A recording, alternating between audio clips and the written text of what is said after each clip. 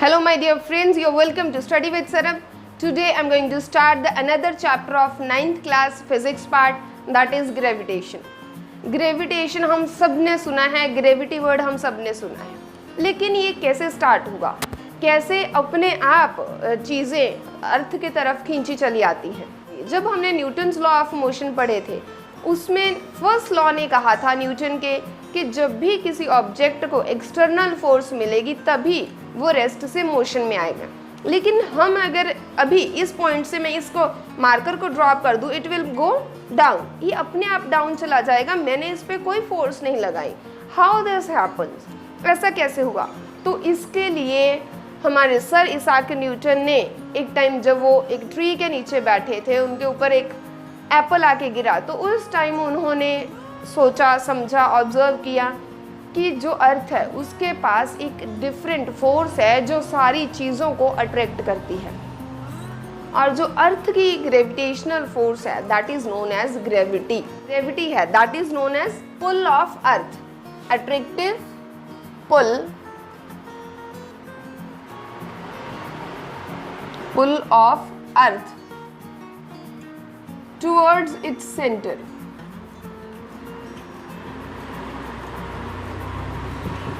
अब gravity and gravitation both are different. जैसे जैसे हम चैप्टर में आगे प्रोसीड करेंगे आप इन दोनों का डिफरेंस अच्छे से समझ जाओगे। इसके बाद न्यूटन ने एक एक्टिविटी करी, एक ऑब्जर्वेशन करी, जिसमें उन्होंने एक थ्रेड लिया, थ्रेड के साथ एक स्टोन टाई किया, उसको जोर जोर से घुमाया, जस्ट लाइक दैट, जैसे हमने सेकंड चैप्टर में देखा था। यहाँ पे पर्सन खड़ा है, ये स्ट्रिंग है, थ्रेड है, इसके साथ यहाँ पे स्टोन टाई है, इसको गोल गोल घुमा रहे हैं and it is moving in a circular path. अब ये सर्कुलर पाथ में कैसे मूव कर रहा है? बिकॉज इसके सेंटर में, इसको सेंटर की तरफ हर पॉइंट पे एक फोर्स मिल रही है ड्यू टू थ्रेड। जो थ्रेड के साथ ये कनेक्टेड है उसकी वजह से ये सेंटर की तरफ अट्रैक्टेड है, that is called centripetal force, उसे हम सेंट्रीपिटल फोर्स बोलते हैं। अब सेम चीज़ को उन्होंने कोरिलेट किया the motion of moon around earth. Motion moon का अर्थ के अराउंड जब हम चेक करेंगे तो we can see the same thing, this is earth and this is moon. तो इसका मतलब है कि मून को भी इसके अर्थ की तरफ, अर्थ के सेंटर की तरफ एक सेंट्रीपिटल फोर्स मिलती है, और उसे न्यूटन ने नाम दिया ग्रेविटेशन, दैट इज ग्रेविटेशन। और ग्रेविटेशन की जो फोर्स है वो कैसे वर्क करती है, वी विल सी दैट। तो न्यूटन ने जो हमें definition the, that says everybody in the universe attracts every other object, हर एक ऑब्जेक्ट दूसरे ऑब्जेक्ट को अट्रैक्ट करता है यूनिवर्स में विद फोर्स। कितनी फोर्स के साथ? which is directly proportional to the product of their masses, जो उनके masses के प्रोडक्ट के डायरेक्टली प्रोपोर्शनल होगा, and inversely proportional to the square of distance का स्क्वायर बिटवीन देम, जो उनके बीच का डिस्टेंस है उसके इनवर्सली प्रोपोर्शनल होगा, उसके स्क्वायर के। फोर्स किस डायरेक्शन में एक्ट करेगी? Along the lines joining there centres, जो उनके सेंटर्स को ज्वाइन करेगी उस लाइन के अलोंग ये वर्क करेगी। सपोज हमारे पास ये दो ऑब्जेक्ट्स हैं, मास m1 है, मास m2 है, इनके सेंटर्स को जो लाइन ज्वाइन करेगी इस डायरेक्शन में फोर्स लगेगी। अगर इनके बीच का डिस्टेंस d है तो हम इस फॉर्मूला को कैसे लिख सकते हैं? फोर्स, ग्रेविटेशनल फोर्स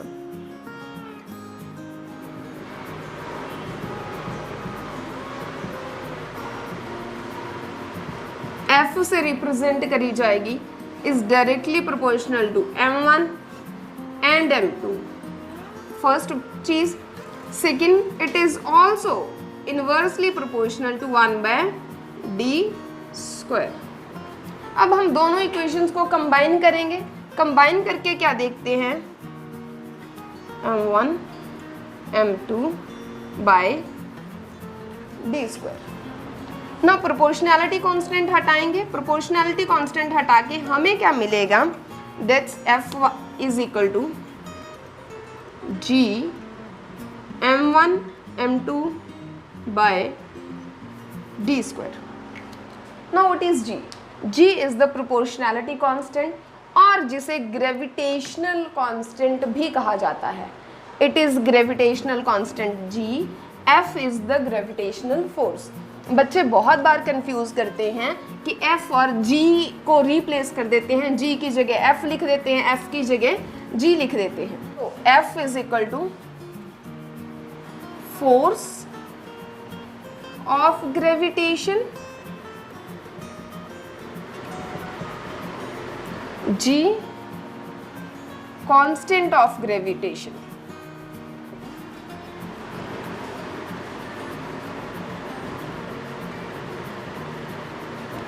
अब g की वैल्यू कितनी होगी या g को कैलकुलेट कैसे करते हैं, हाउ टू कैलकुलेट g? हमारे पास नॉर्मल फॉर्मूला था जो लिखा था f is equal to G m1 m2 divided by D square. अब इनको इस तरफ ले जाइए, D square multiply F, divide कर रहा है तो मल्टीप्लाई होगा, ये दोनों मल्टीप्लिकेशन में है तो डिवाइड करेंगे।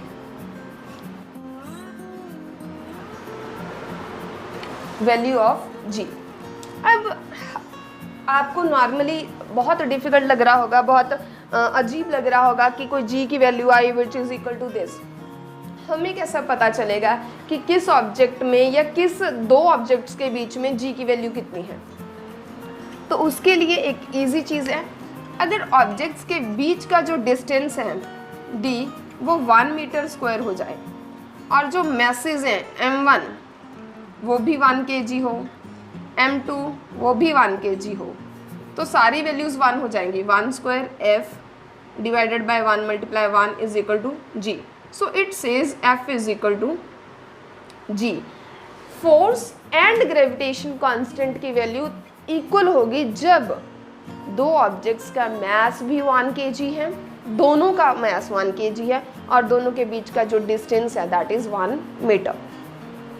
और जो ग्रेविटेशन कांस्टेंट की एक्चुअल वैल्यू, जो एक्सेप्टेड वैल्यू है कि व्हाट इज द, अगर ये हमारी 1 ना हो, ज़्यादा हो, केजीज में हो, जैसे अर्थ के केस में और मून के केस में है, जो एक्सेप्टेड वैल्यू है that is 6.673 multiply 10 raise to power -11 और इसकी यूनिट कितनी है that is newton metre square and per KG.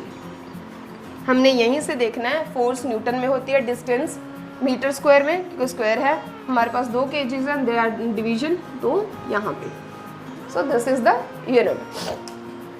अब जो ग्रेविटेशन कांस्टेंट है ये इन तीनों में से किसी के ऊपर डिपेंड नहीं करता। It does not depend on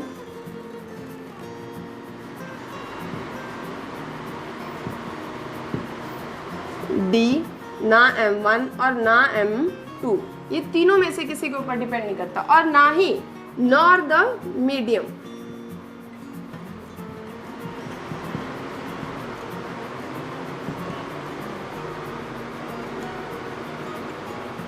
और दो ऑब्जेक्ट्स के बीच का जो मीडियम है, whether it's air, whether it's something else, कुछ भी हो, ये उनके ऊपर भी डिपेंड नहीं करता। जी की जो वैल्यू है वो हर जगह पूरे यूनिवर्स में इतनी रहेगी और इसीलिए इसे यूनिवर्सल कांस्टेंट ऑफ ग्रेविटेशन भी कहा जाता है। It is also known as universal constant of gravitation. Universal constant of gravitation value is equal to 6.673 multiply 10 raise to power -11 units newton metre square per KG square. और अब इसके बाद जो ये लॉ है इसे इन्वर्स स्क्वायर लॉ भी कहा जाता है। Why so? Because it is inversely proportional to the inverse of distance, और जनरली डिस्टेंस की वजह से ही ये ज़्यादा चेंज होता है, तो इसे इन्वर्स स्क्वायर लॉ भी। इसकी जो एप्लीकेशंस हैं will see them in brief. तो फर्स्ट है sun and earth, sun and other planets,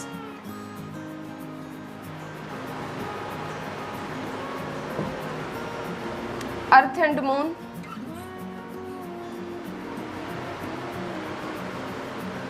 moon causes tides in ocean.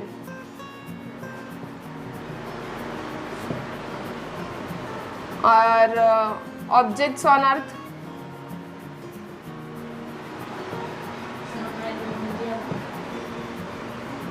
Solar and lunar eclipse.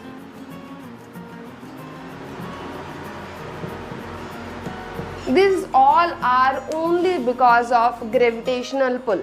Gravitational pull earth और सन के बीच में भी उतना रहता है, सन और रेस्ट ऑफ द प्लैनेट्स के बीच में भी उनका डिस्टेंस बढ़ेगा तो कम हो जाएगा, ठीक है, क्योंकि डिस्टेंस के साथ इन्वर्सली प्रोपोर्शनल है, तो उनकी जो फोर्स ऑफ ग्रेविटेशन है वो कम हो जाएगी, जी की वैल्यू चेंज नहीं होगी।